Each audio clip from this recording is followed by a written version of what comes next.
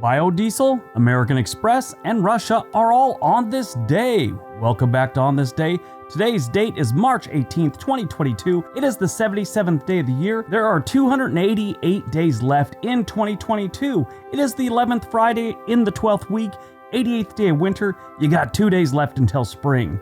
If today's your birthday, you're a Pisces still. Today is National Biodiesel Day. National Biodiesel Day commemorates the birthday of Rudolf Diesel. I bet not many of you knew that it was actually a guy's last name, Diesel. A lot of people, I think, just thought it was like a type of machine. Rudolf Diesel invented the diesel engine and unveiled it at the World Fair in 1900. The engine was originally designed to run on peanut oil. Diesel believed that plant oil could fuel America, and that was what he intended to do. All right, before we get rolling today, I want to give a shout out to Dave and everyone down at the Cascade Adult Transition Program. That's down there southeast of Salem, Oregon. They watch us every single morning as part of their group time. So thanks for watching, everyone. I appreciate it. All right, let's see what else March 18th has given us. 1634, the Third Anglo-Powhatan War begins in the colony of Virginia. Powhatan is an indigenous person or Indian that lives in the woodland areas of the northeastern section, I should say, of the United States. 1673, English Lord John Berkeley sold his half of New Jersey to the Quakers. Next thing we know, they start making oatmeal. 1741, New York Governor George Clark's complex at Fort George is burned in an arson attack, starting the New York Conspiracy of 1741. 1850, American Express is founded. That far back. Interesting fact, they got the name Express because they started off as an express mail business in Buffalo, New York. They've got a long, interesting history that involves Wells Fargo, at least Henry Wells and John Warren Butterfield, along with William G. Fargo. They all got together and started a whole bunch of different business ventures. One thing leads to another. 170 some odd years later, they're still around.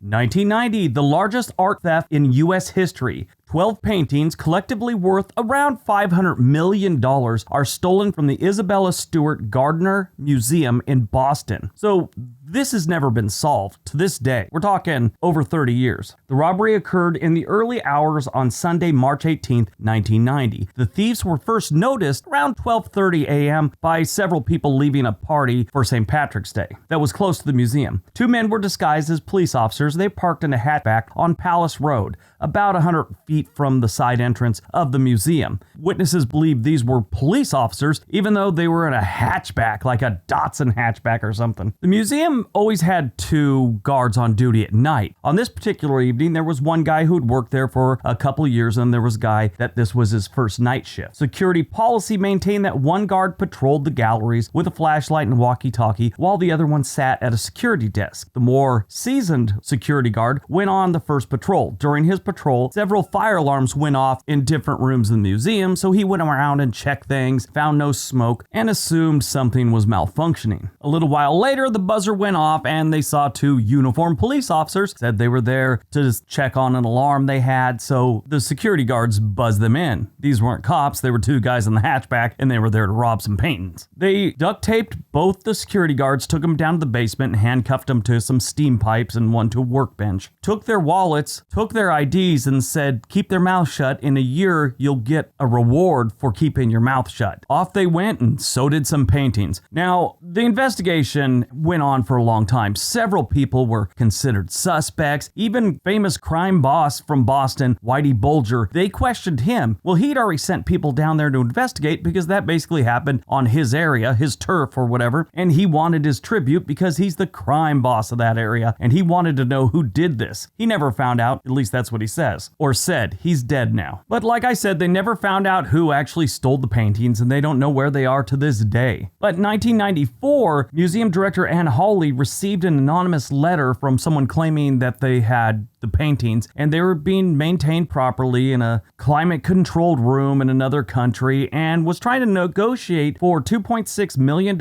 and total immunity from the crime for the return of the paintings. Well, they went back and forth. I guess they said they were going to evaluate their options, and they never heard from the person again. They had gotten many things like that, but this particular letter knew things about the investigation and what happened that the museum and the FBI had never released, so they think it was legit. I've never understood the whole stealing of a famous artwork. I mean, you could sell it to someone that just wants to keep it, but what's the point? If you're not going to put it in a museum or out on display, what is the point of having it? Just knowing you have it in some vault someplace? I mean, if you're the guy stealing, there's going to be a market for it. I get that part. But if you're the one buying it, what are you doing with it? Doesn't make sense. I guess you got to be ultra rich and live in some other country where the FBI is not going to be able to get to you or something. I don't know. 1994, the Washington Agreement is signed in Vienna. 2014, the parliaments of Russia and Crimea signed an accession treaty. Basically, we're still dealing with this garbage this day in Ukraine. It's not the same garbage, but it's part of the whole thing. Movies released on March 18th, 2011, The Lincoln Lawyer. This was a pretty good movie. It starred Matthew McConaughey, William H. Macy, Bryan Cranston, Marissa Tomei, John Leguizamo, Ryan Felipe, Michael Pena, Trace Adkins,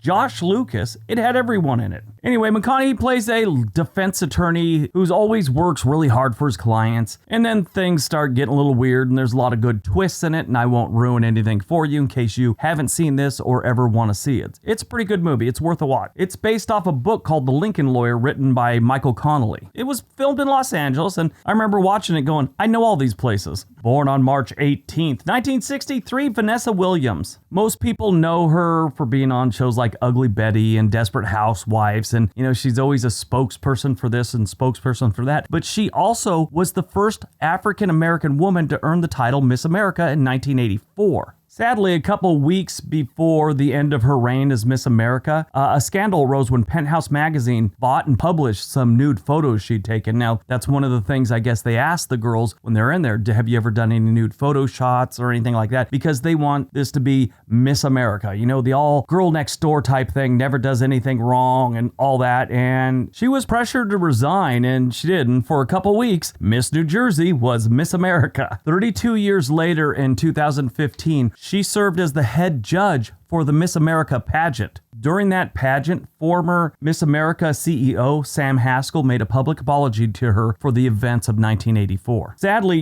she had to resign, and it looked really bad, and it was a horrible scandal, but in my opinion, I think it did nothing but boost her career in a big way. I don't know all the ins and outs. I could be totally wrong, but she became a household name when that happened. Unless you're into Miss America pageants, you don't remember who Miss America was. She was Miss America in 1984. I've never watched one Miss America pageant. I know she was Miss America because of a scandal. Died on March 18th, 2008, Justin Wright. You may not know who he is. He was an American artist known for his work with Pixar Animation Studios. He completed drawings for Ratatouille, storyboards for WALL-E, and Presto. At 12, he had to have a heart transplant, and at 13, he was the recipient of a Make-A-Wish Foundation wish, I guess you could say, and he took a trip to Pixar Studios and got to see everything, and it cemented in his head this is what he wanted to do with his life. And he did. After graduating from California Institute of the Arts, he went to work at Pixar, basically living his childhood dream. Sadly, on the evening of March 18th, 2008, Wright collapsed at Pixar, and he died instantly of a heart attack just 10 days after his 27th birthday. WALL-E, which is a Pixar movie, is dedicated in loving memory of him.